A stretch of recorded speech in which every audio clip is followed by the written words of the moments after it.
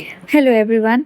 अब हम आगे स्ट्रक्चर ऑफ एटम में कंटिन्यू करेंगे। तो लास्ट लेक्चर में हमने पढ़ा था कि हमारे पास तीन फंडामेंटल पार्टिकल्स होते हैं, इलेक्ट्रॉन्स, प्रोटॉन्स एंड न्यूट्रॉन्स। ठीक है, तो ये तीन हमारे पास फंडामेंटल पार्टिकल्स है, सब एटॉमिक पार्टिकल्स है। यानी कि अगर आप एटम को डिवाइड करोगे तो आपको एक इलेक्ट्रॉन मिलेगा, प्रोटॉन मिलेगा एंड न्यूट्रॉन मिलेगा। ठीक है, अब हमारे पास ये सब एटॉमिक पार्टिकल्स तो आ गए, बट बात यह है कि इस तीनों ही सब एटॉमिक पार्टिकल्स किसी भी एटम में कैसे अरेंज होते हैं वो अब हम देखेंगे। ठीक है, तो एटम के ऊपर जब स्टडी किया गया तो अलग अलग साइंटिस्ट ने डिफरेंट डिफरेंट मॉडल्स दिया कि उसके अंदर ऐसे इलेक्ट्रॉन्स होंगे, ऐसे प्रोटॉन्स होंगे। ठीक है, जब न्यूट्रॉन्स आया तो न्यूट्रॉन्स कहाँ पे होगा, तो उनके अपने अकॉर्डिंग क्या क्या जो मॉडल्स थे अलग अलग साइंटिस्ट के अकॉर्डिंग वो हम अब पढ़ेंगे। तो सबसे पहले तो हमें ऑलरेडी जो है डाल्टन के बारे में पता है कि डाल्टन ने हमें एक एटॉमिक थ्योरी दी थी। ठीक है, एटम के ऊपर उन्होंने थ्योरी दी थी। उन्होंने बोला था कि जो एटम है वो क्या है, हार्ड स्फेयर है। क्या है, हार्ड स्फेयर है। अब हार्ड स्फेयर है बट इसके अंदर कैसे इलेक्ट्रॉन्स, प्रोटॉन्स, न्यूट्रॉन्स है। ठीक है, तो वो हम देखते हैं। तो जे थॉमसन ने इलेक्ट्रॉन्स जो है वो डिस्कवर कर लिए थे।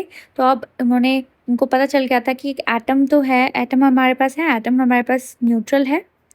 ठीक है, और उन्होंने इलेक्ट्रॉन्स डिस्कवर कर लिए थे। और अगर एटम न्यूट्रल है और इलेक्ट्रॉन्स है जिसके पास नेगेटिव चार्ज है, इसका मतलब पॉजिटिव चार्ज वाले प्रोटॉन्स होंगे।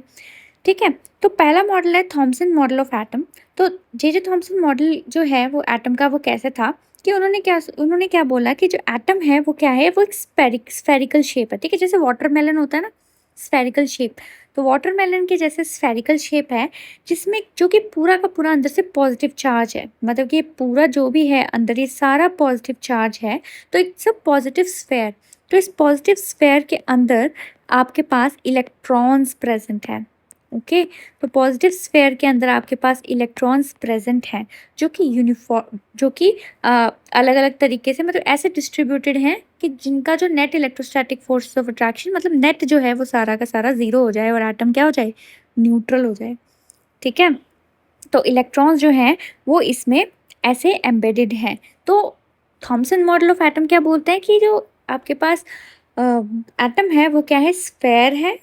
ठीक है, पॉजिटिव चार्ज का स्फेयर है, उसके अंदर इलेक्ट्रॉन्स क्या है, एम्बेडेड है। ठीक है, इलेक्ट्रॉन्स एम्बेडेड हैं। इसको और नाम से भी बुलाते हैं, plum pudding model, resin pudding और वाटरमेलन। ठीक है, तो प्लम पुडिंग भी क्या है, पूरा आपके पास पॉजिटिवली चार्ज स्फेयर है और इसके अंदर रेजिन्स आपने डाल दिए तो वो क्या हो जाएगा, वो आपके पास नेगेटिव इलेक्ट्रॉन्स हो जाएंगे। ठीक है, तो ये हमारे पास था थॉमसन मॉडल ऑफ एटम। इनकी जो मेन बात ये थी कि इन्होंने न्यूट्रलिटी ऑफ एटम को कंसिडर किया था। ठीक है, कि एटम न्यूट्रल है तो उसको यहाँ पे कंसिडर किया गया है। नेक्स्ट आता है हमारे पास रदरफोर्ड मॉडल ऑफ एटम। तो रदरफोर्ड ने एक एक्सपेरिमेंट किया था। ठीक है, जिसको हम बोलते हैं Rutherford's alpha particle scattering experiment. अब इस एक्सपेरिमेंट में था क्या, इस एक्सपेरिमेंट में क्या होता है कि यहाँ पे सबसे पहले तो एक सोर्स ऑफ अल्फा पार्टिकल लेते हैं। अल्फा पार्टिकल क्या होता है, it is nothing but helium nucleus. Helium का न्यूक्लियस है। ठीक है, तो हीलियम के न्यूक्लियस मतलब कि उस हीलियम के दो इलेक्ट्रॉन, हीलियम के पास कितने होते हैं, दो इलेक्ट्रॉन्स होते हैं, दो प्रोटॉन्स होते हैं। तो दो इलेक्ट्रॉन्स निकाल दो, आपके पास हीलियम न्यूक्लियस बच जाएगा, वो आपके पास अल्फा पार्टिकल है। तो सोर्स ऑफ अल्फा पार्टिकल लिया गया रेडियम। तो रेडियम क्या था, source of alpha particle. Alpha particle जो है यहाँ से ट्रैवल किए। ठीक है, उसके बाद इन्होंने लिया एक गोल्ड फॉयल। क्या लिया, गोल्ड, गोल्ड का फॉयल। ठीक है, थिन गोल्ड फॉयल लिया इन्होंने यहाँ पे। अब ये जो गोल्ड फॉयल इन्होंने लिया, सबसे पहले तो गोल्ड ही क्यों लिया, गोल्ड इसलिए, गोल्ड एक बहुत ही ज़्यादा हाईली मेलिएबल मेटल है। ठीक है, क्या है, हाईली मेलिएबल मेटल है। इसको आप इतना ज़्यादा थिन कर सकते हो कि मतलब बिल्कुल फ्यू सेंटीमीटर भी नहीं, मतलब फ्यू एटम्स थिक, आप इतना ज़्यादा उसको आप जो है थिन कर सकते हो कि उसका जो थिकनेस है वो सिर्फ फ्यू एटम्स थिक ही होंगी। ठीक है, तो वो इन्होंने यहाँ पे गोल्ड फॉयल यहाँ पे लिया। अब जब गोल्ड फॉयल लिया तो क्या किया इन्होंने, इस रेस को इसके ऊपर पास किया और चेक किया कि ये रेस जो है, अब हीलियम न्यूक्लियस है तो इसके पास कौन सा चार्ज होगा, पॉजिटिव चार्ज होगा। ठीक है, +2 चार्ज होता है हीलियम के पास, हीलियम के न्यूक्लियस के पास। ठीक है, तो अब गोल्ड फॉइल के थ्रू इन्होंने लाइट पास करी और क्या ऑब्जर्व किया ये, और फिर उसके बाद यहाँ पे इन्होंने एक अगेन यहाँ पे फ्लोरेसेंट शीट लगा दी और चेक किया कि कहाँ कहाँ लाइट पड़ रही है after passing through this gold foil. ठीक है, समझ में आ गया। रेडियम का सोर्स लिया, मतलब रेडियम लिया which became the source of alpha particle. This alpha particle travels in straight line and pass through this gold foil. ठीक है, after passing through the gold foil it gets deflected और it pass through it, और फिर it was checked with the help of this fluorescent material। Okay, तो अब हम देखते हैं इसका ऑब्जर्वेशंस और कंक्लूजन्स क्या निकलता है। सबसे पहले ऑब्जर्वेशन होती है कि सब मतलब मोस्टली अल्फा पार्टिकल जो हैं वो पास हो गए फॉइल से विदाउट एनी डिफ्लेक्शन। ठीक है, यानी कि आपके पास जितने भी मतलब 99.9% जो अल्फा पार्टिकल्स थे वो सारे के सारे गोल्ड फॉइल से पास हो गए बिना किसी डिफ्लेक्शन के। तो अगर वो गोल्ड फॉइल से पास हो गए बिना किसी डिफ्लेक्शन के, इसका मतलब आपके पास ये जो अल्फा रेज है वो वो किसी पॉजिटिव चार्ज से टकरा ही नहीं रही। देखो, डिफ्लेक्ट अल्फा रेज के पास पॉजिटिव चार्ज है, तो ये जो पॉजिटिव चार्ज है ये डिफ्लेक्ट कब होगी? कब डिफ्लेक्ट होगी?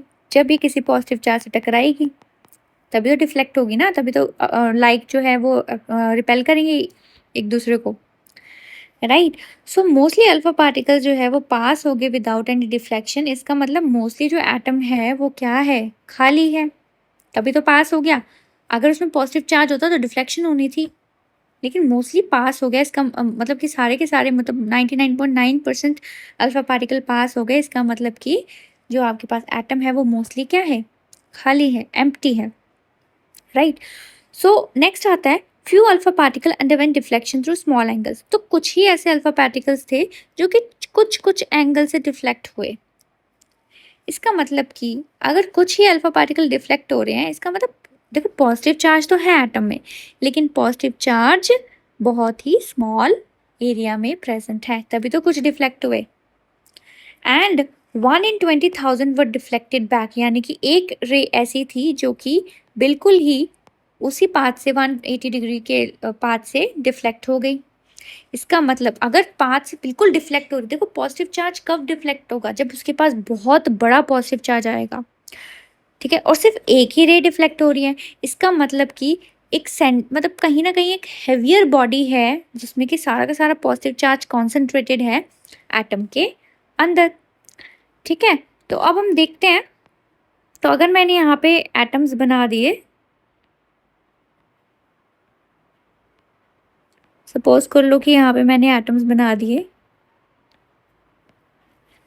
ओके, तो यहाँ पे सबसे पहली ऑब्जर्वेशन क्या है कि मोस्टली जो सारे के सारे अल्फा पार्टिकल्स थे वो स्ट्रेट लाइन में निकल गए।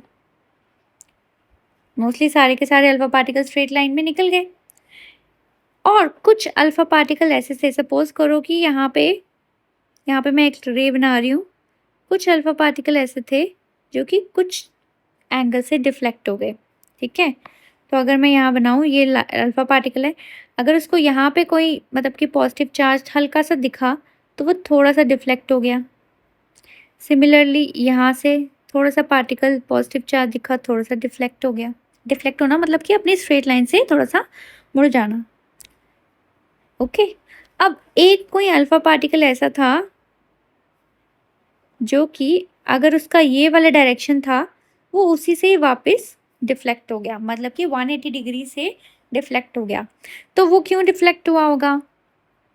देखो, स्लाइट डिफ्लेक्शन कब होता है? जब वो कम चार्ज से टकरा रहा है, और बहुत ज़्यादा डिफ्लेक्शन कब होगा? जब वो बहुत ही हैवी मतलब बहुत ही ज़्यादा चार्ज से डिफ्लेक्ट हो रहा है। ठीक है, इसका मतलब क्या हुआ कि वहाँ पे कोई ना कोई हैवियर बॉडी प्रेजेंट है। अब इससे आप खुद ही पता लगा सकते हैं। इससे रदरफोर्ड ने मतलब कि जो है 2 पार्ट बताए एटम के। पहला पार्ट बताया कि एक न्यूक्लियस है जो कि पॉजिटिव चार्ज है, और पॉजिटिवली चार्ज है, और मतलब कि वहाँ पे बहुत ही हैवी पार्ट है आपके किसी एटम का। ठीक है, सारा का सारा मास जो है वहीं पे ही कॉन्सेंट्रेटेड है न्यूक्लियस में। और एक और एक्स्ट्रा न्यूक्लियर पार्ट है, यानी कि अपार्ट फ्रॉम न्यूक्लियस जो जितना भी है आपके पास वो सारा का सारा एक्स्ट्रा न्यूक्लियर पार्ट प्रेजेंट है। तो रदरफोर्ड का मॉडल क्या बताता है? रदरफोर्ड का मॉडल बताता है कि the positive charge and most of the mass is concentrated at the centre in a small region. तो स्मॉल रीजन में ही प्रेजेंट है, क्योंकि देखो मोस्टली रेस तो पास कर गई ना, तो छोटे रीजन में ही प्रेजेंट है और सारा का सारा मास और सारा का सारा पॉजिटिव चार्ज वहीं पे प्रेजेंट है, छोटे से रीजन में। ठीक है, this small portion was called nucleus. तो डिस्कवर जो रदरफोर्ड थे उन्होंने क्या किया था? Discovery of nucleus.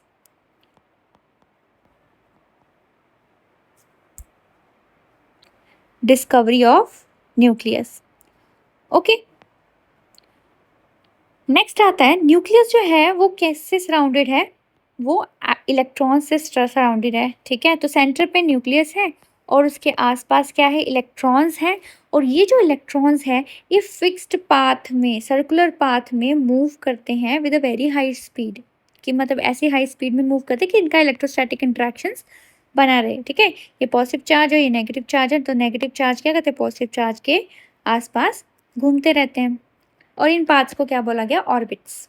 ठीक है, सर्कुलर पाथ्स को क्या बोला गया? Orbits. And electrons and nucleus are held together by electrostatic force of attraction. और ये जो इलेक्ट्रॉन्स हैं और ये जो न्यूक्लियस है वो कैसे एक दूसरे से हेल्ड होते हैं? Bye strong electrostatic forces of attraction. ठीक है, तो नेक्स्ट हम एक और चीज़ लर्न कर लेते हैं इसके बारे में। देखो हमारे पास पता चल गया कि एक एटम में इलेक्ट्रॉन्स हैं जो कि बाहर रिवॉल्व कर रहे हैं और सेंटर में आपके पास न्यूक्लियस प्रेजेंट है। अब देखो सारा का सारा जो मास है वो न्यूक्लियस में ही है। देखो प्रोटॉन का मास बहुत ज़्यादा होता है, प्रोटॉन का मास बहुत ज़्यादा होता है एज़ कम्पेयर टू इलेक्ट्रॉन। ठीक है, near about 2000 times more heavier होता है, 1600 समथिंग। तो मोर बहुत ज़्यादा हैवी, मतलब कि हैवी होता है आपके पास न्यूक्लियस। तो इलेक्ट्रॉन्स का तो मास नेग्लिजिबल हो गया ना, तो सारा का सारा मास सेंटर में आ गया। ठीक है, तो आपके पास जो न्यूक्लियस है वहाँ पे सारा का सारा मास प्रेजेंट है और आपके पास जो न्यूट्रॉन्स होते हैं आपके पास। ठीक है, जो न्यूट्रॉन्स हैं उनका भी मास अप्रॉक्सीमेटली इक्वल होता है प्रोटॉन्स के मास के। ओके, तो किसी भी एटम का एटॉमिक नंबर कितना होता है? उसके कितने नंबर ऑफ प्रोटॉन्स हैं, या फिर अगर आप एक न्यूट्रल एटम ले लो तो उसके कितने नंबर ऑफ इलेक्ट्रॉन्स हैं। फिर होता है मास नंबर। मास नंबर क्या हो जाएगा? सेंटर यहाँ पे देखो न्यूक्लियस में, तो न्यूक्लियस में देखो मास नंबर किसके इक्वल हो जाएगा? Number of protons and number of neutrons. Protons और न्यूट्रॉन्स के नंबर को आप ऐड कर दोगे तो आपको मिल जाएगा मास नंबर। और प्रोटॉन और न्यूट्रॉन जो है वो कहाँ प्रेजेंट होते हैं? न्यूक्लियस में। इनको बोलते हैं न्यूक्लियॉन्स भी बोलते हैं। ठीक है, तो आपको अगर क्वेश्चन आ जाए कि find out the number of nucleons, तो आपको प्रोटॉन्स प्लस न्यूट्रॉन्स दोनों कैलकुलेट करने हैं। मतलब सिंपल, नंबर ऑफ न्यूक्लियॉन्स मतलब मास नंबर।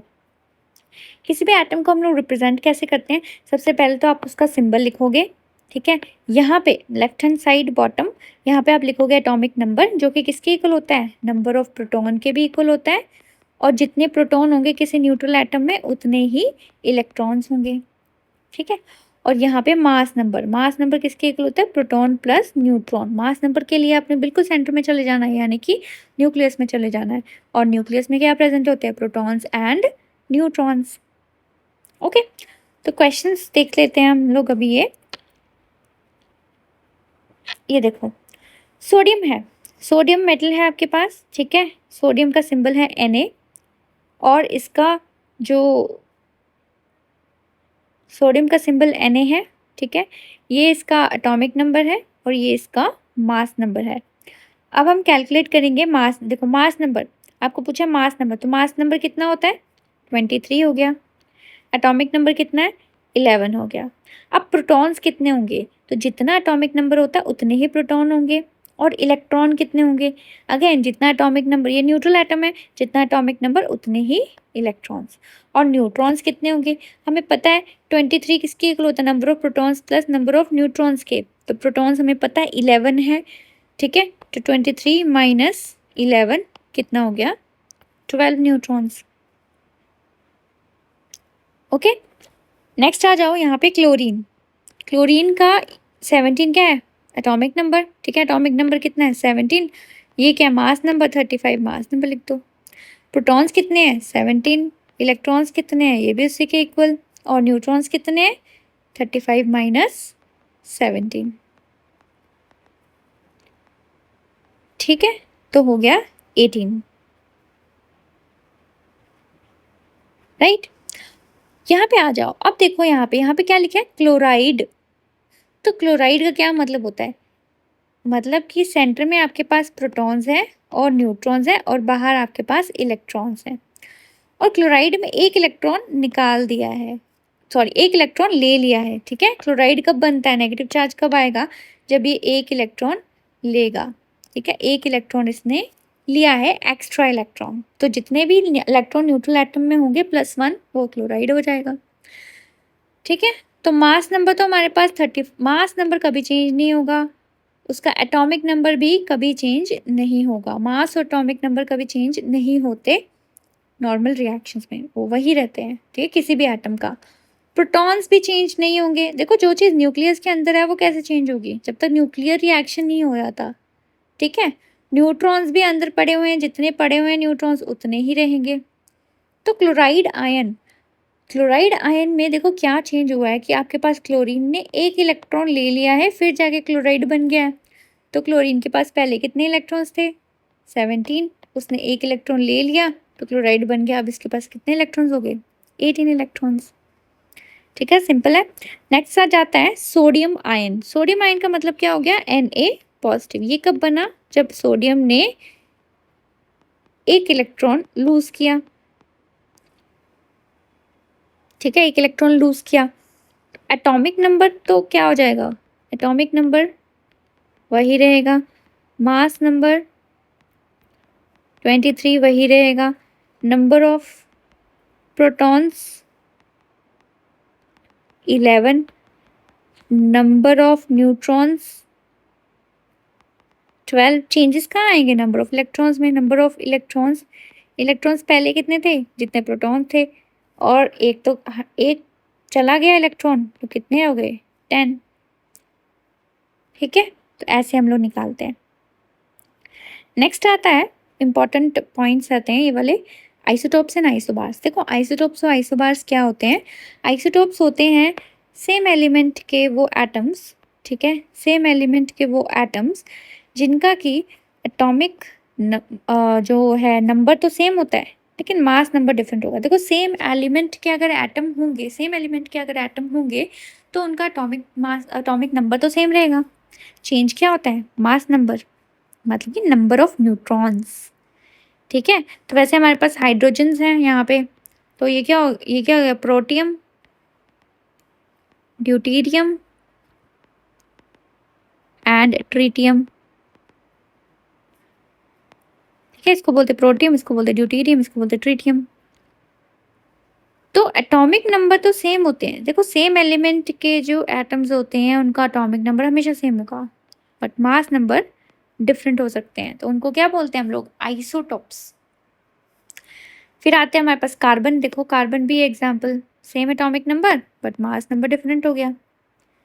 ओके, तो क्योंकि इनका सिर्फ मास नंबर बदलता है। अब देखो मास कैसे, मास नंबर मतलब कि न्यूक्लियस के अंदर होते हैं neutron and proton, mass number change हो रहा है यानी कि उनका न्यूट्रॉन बदल रहा है, प्रोटॉन नहीं बदलेगा, क्योंकि जितने प्रोटॉन रहते हैं उतने इलेक्ट्रॉन्स रहते हैं, तभी तो न्यूट्रलिटी मेंटेन रहती है।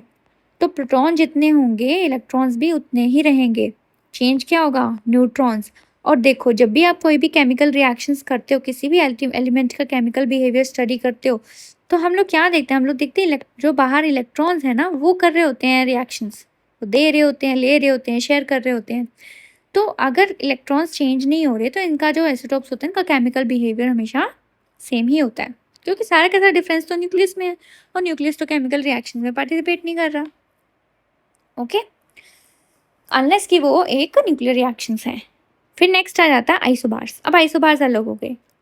ठीक है, आइसोटॉप में जो टॉप वाले होते हैं ना वो चेंज होते हैं, आइसोबार्स में टॉप वाले सेम रहेंगे, नीचे वाले चेंज हो जाएंगे। यानी कि ये जो एटम्स होते हैं, अलग अलग एलिमेंट के एटम्स होते हैं, इनका की एटॉमिक नंबर डिफरेंट होता है लेकिन मास नंबर इनका सेम हो जाता है। ठीक है, उनको हम बोलते हैं आइसोबार्स। ओके, क्वेश्चंस कर लेते हैं। यहाँ पे एक सिंपल सा क्वेश्चन है, सॉल्व कर लेते हैं। हाउ मेनी न्यूक्लियॉन्स पूछा है। न्यूक्लियॉन्स का क्या मतलब था बताओ। Nucleons number of protons plus number of neutrons. आपको ये दिया गया है एलिमेंट, इसके नंबर ऑफ न्यूक्लियॉन्स निकालने हैं, तो यही तो आपके पास न्यूक्लियॉन्स हैं। कितना है 254। प्रोटॉन्स न्यूट्रॉन्स और इलेक्ट्रॉन्स भी देख लेते हैं। देखो प्रोटॉन्स कितने हैं, जितना इसका एटॉमिक नंबर है। न्यूट्रल एटम है तो इलेक्ट्रॉन्स भी कितने होंगे, इतने ही। ठीक है, और न्यूट्रॉन्स कितने होंगे, न्यूट्रॉन्स निकालने का इस तरीके इसमें से माइनस कर दो। 254 माइनस 102 152। ठीक है, तो आई होप आपको ये वाले क्वेश्चन सॉल्व करने समझ आ गया होगा।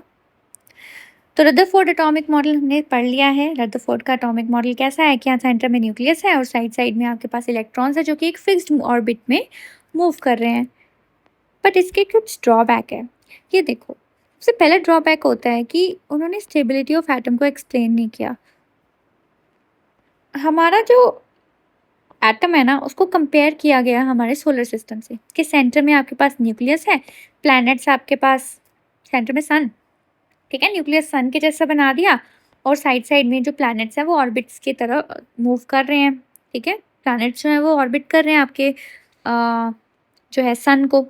उसी तरीके से आपका एटम है, सेंटर में न्यूक्लियस है और साइड साइड में आपके पास इलेक्ट्रॉन्स हैं। ठीक है, तो अगर सेंटर में न्यूक्लियस है और साइड साइड में इलेक्ट्रॉन्स हैं, तो मैक्सवेल ने बताया था कि जब भी आपके इलेक्ट्रॉन क्या है, it's a charged body.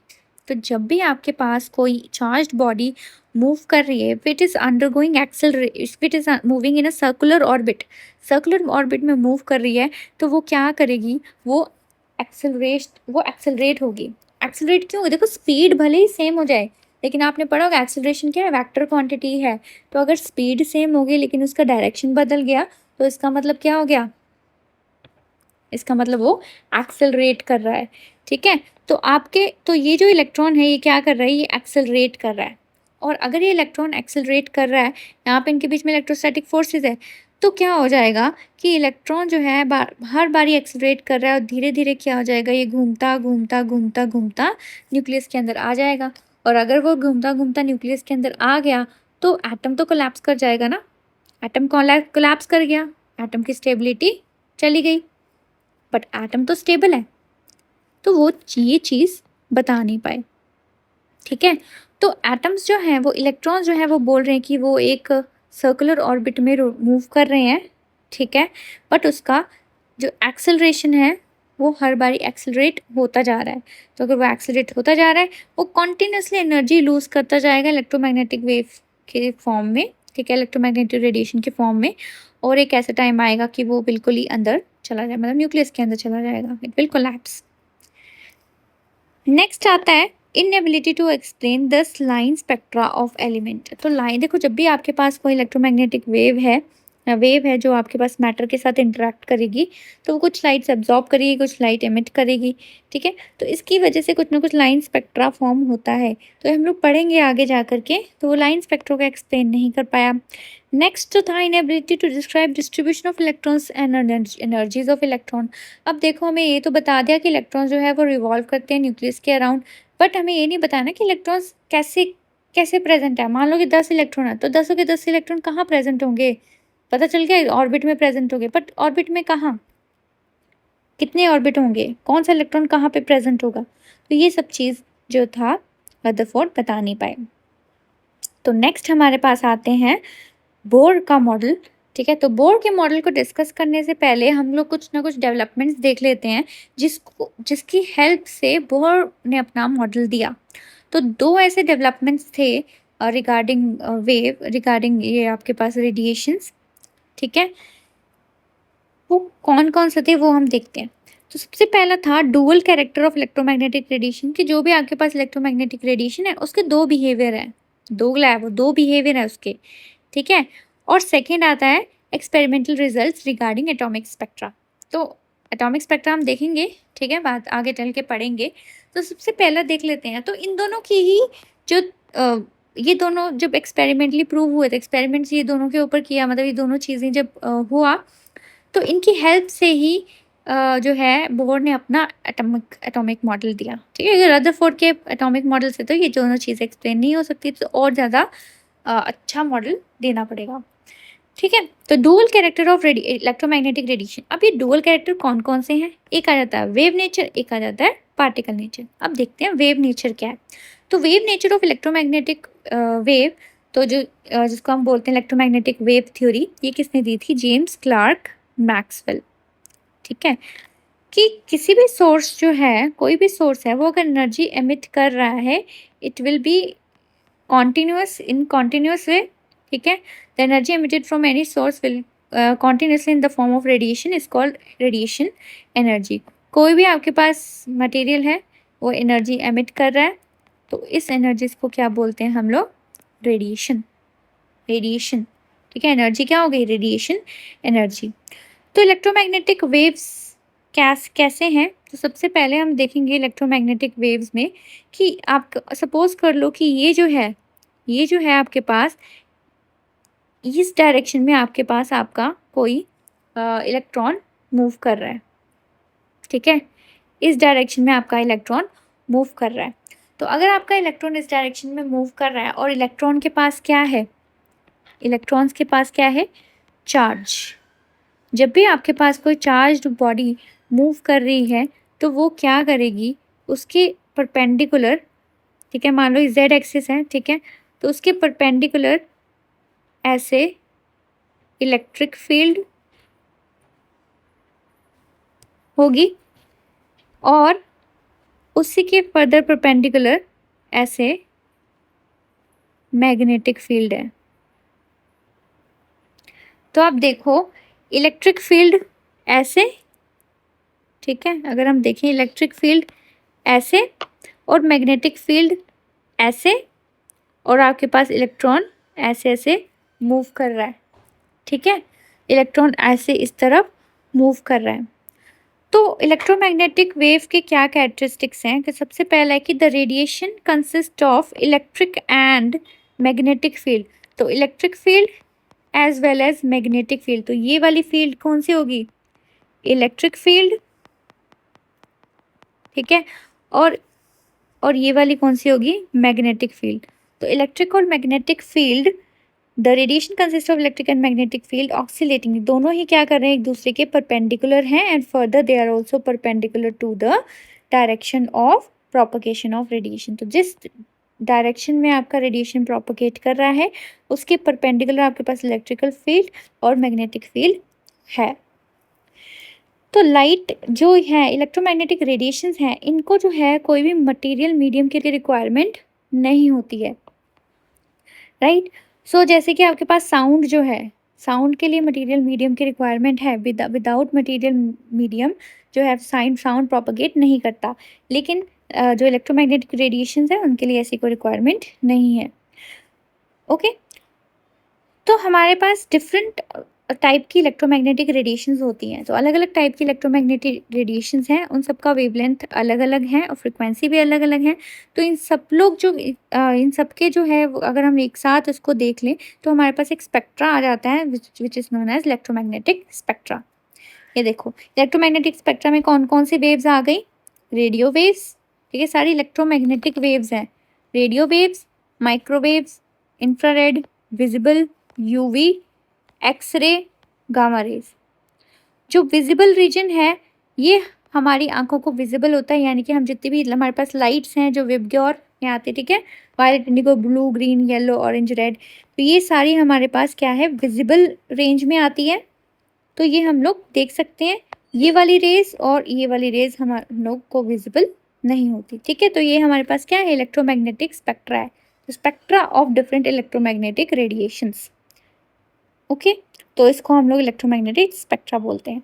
Further अलग अलग यूनिट्स हम यूज़ करते हैं इलेक्ट्रोमैग्नेटिक स्पेक्ट्रा को स्टडी करने के लिए, उनके रेडिएशंस को स्टडी करने के लिए। सबसे पहले हमारे पास आता है फ्रीक्वेंसी। तो आपने पहले भी पढ़ा होगा इसके बारे में। फ्रीक्वेंसी क्या होती है? कि number of oscillations in 1 second, एक सेकेंड्स में कितनी ऑसिलेशंस होती हैं, उसको हम लोग बोलते हैं फ्रीक्वेंसी।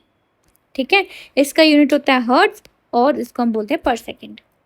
नेक्स्ट आता है वेवलेंथ। तो वेवलेंथ क्या होता है? देखो, अगर आपके पास ये कोई वेव है, ठीक है, ये आपके पास वेव है, तो इसको बोलते हैं हम क्रेस्ट, इसको बोलते हैं हम ट्रफ। एक क्रेस्ट से दूसरे क्रेस्ट में जाते वक्त जो डिस्टेंस होता है, इसको हम लोग क्या बोलते हैं? वेवलेंथ। तो क्योंकि ये लेंथ है तो इसका जो यूनिट होगा वो मीटर होगा, ठीक है। रिप्रेजेंट इसको ऐसे करते हैं, फ्रीक्वेंसी को म्यू, ठीक है। ये हो गया लैम्डा। वेवलेंथ के लिए हम लोग वर्ड यूज करते हैं लैम्बडा, LAMBDA। और ये हो गया हमारे पास म्यू, ठीक है, न्यू। फ्रीक्वेंसी के लिए हम यूज करते हैं न्यू। ओके, नेक्स्ट आता है स्पीड ऑफ लाइट। तो स्पीड ऑफ लाइट किसके इक्वल होती है? ये होती है 3 मल्टीप्लाई बाय 10⁸ मीटर पर सेकेंड। तो फ्रीक्वेंसी, वेवलेंथ और स्पीड ऑफ लाइट कैसे एक दूसरे से मिलते हैं? वो होता है C is equals to nu lambda, ठीक है। तो ये आपने रिलेशन लर्न करना है, C is equals to nu lambda. तो speed of light is equals to frequency multiply by wavelength. एक और हम लोग टर्म यूज करते हैं जिसको हम बोलते हैं वेव नंबर। वेव नंबर होता है number of wavelength per unit length. कुछ नहीं होता है, आपने इन्वर्स कर देना वेव नंबर, वेवलेंथ को इन्वर्स करके आपको मिल जाता है wave number. Wave number new बना के ऊपर बार बना देना। तो इसका आप यूनिट तो आपको दिख रहा है यहाँ पे, ठीक है, मीटर इनवर्स वेव नंबर, और सेंटीमीटर इनवर्स, ठीक है, लेंथ का इनवर्स। क्वेश्चन सॉल्व कर लेते हैं। यहाँ पे है calculate the frequency of IR radiation having wavelength this. तो देखो वेवलेंथ कितना दिया है? 3 × 10⁶ नैनोमीटर। नैनोमीटर मतलब कि 10⁻⁻9 मीटर, ठीक है। आपने क्या निकालना है? फ्रीक्वेंसी निकालनी है, ठीक है। तो फ्रीक्वेंसी आपने निकालनी है, तो आपको पता है रिलेशन, हमको पता है C is equals to nu lambda. आपने फ्रीक्वेंसी निकालनी है तो C अपॉन लैम्डा। C कितना होता है? 3 × 10⁸ मीटर पर second divided by lambda 3 × 10⁶ multiply by 10⁻9 -9 metre. 3 से 3 कैंसिल, मीटर से मीटर कैंसिल, तो हमारे पास क्या आ जाएगा?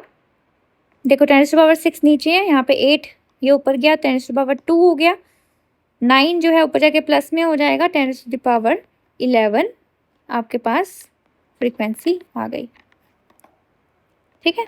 Next calculate the range of frequency of visible light from 3800 to 7600 angstrom. तो हमने क्या निकालना है? फ्रीक्वेंसी निकालना है, C अपॉन लैम्डा। तो आपको ये वेवलेंथ दी हुई है, ठीक है। C कितना हो जाएगा? पहले के लिए निकालते हैं, 8 मीटर पर सेकेंड। एंगस्ट्रॉम मतलब 10⁻⁻10। तो 3800 मल्टीप्लाई बाय 10⁻⁻10 मीटर, ओके।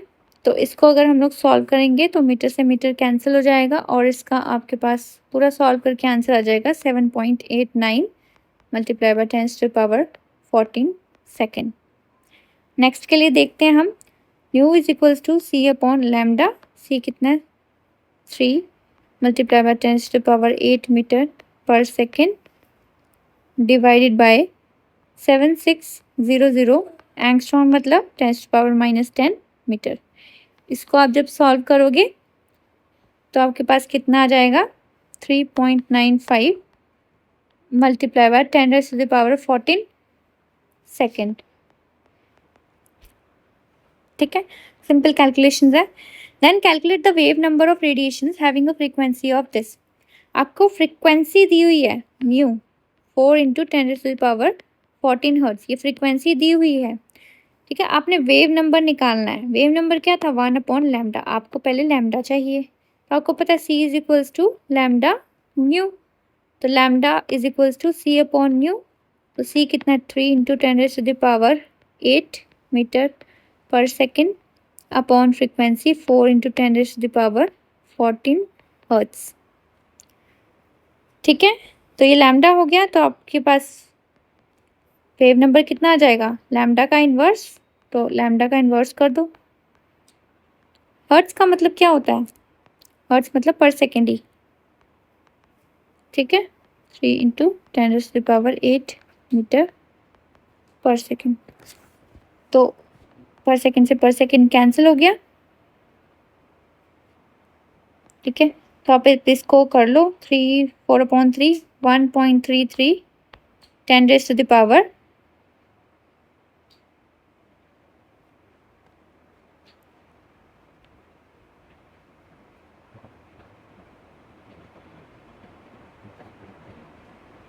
10⁻⁶ पर मीटर। ओके, तो ये हमारे पास आ गई। तो हमने इलेक्ट्रोमैग्नेटिक वेव थ्योरी देख ली, ठीक है। हमने देखा कि जो आपके पास इलेक्ट्रोमैग्नेटिक रेडिएशंस हैं उनके पास क्या होता है, वेव नेचर होता है उसका, ठीक है। लेकिन इस वेव नेचर को अगर हम देखेंगे तो हम कुछ चीज़ें जो है एक्सप्लेन नहीं कर पाएंगे। कौन कौन सी चीज़ें एक्सप्लेन नहीं कर पाएंगे? Black body radiation, photo electric effect, variation of heat capacity of solid as a function of temperature, और जो लाइन स्पेक्ट्रा ऑब्टेन होता है हाइड्रोजन्स का, ठीक है। तो ये सब चीज़ें क्या होती हैं वो हम नेक्स्ट क्लास में देखेंगे, और इसको ओवरकम करने के लिए हमारे पास एक और थ्योरी आती है, ठीक है। वो सब चीज़ें हम नेक्स्ट क्लास में देखेंगे। ओके, सो आई होप आपको यहाँ तक समझ में आया होगा। Will meet in the next session.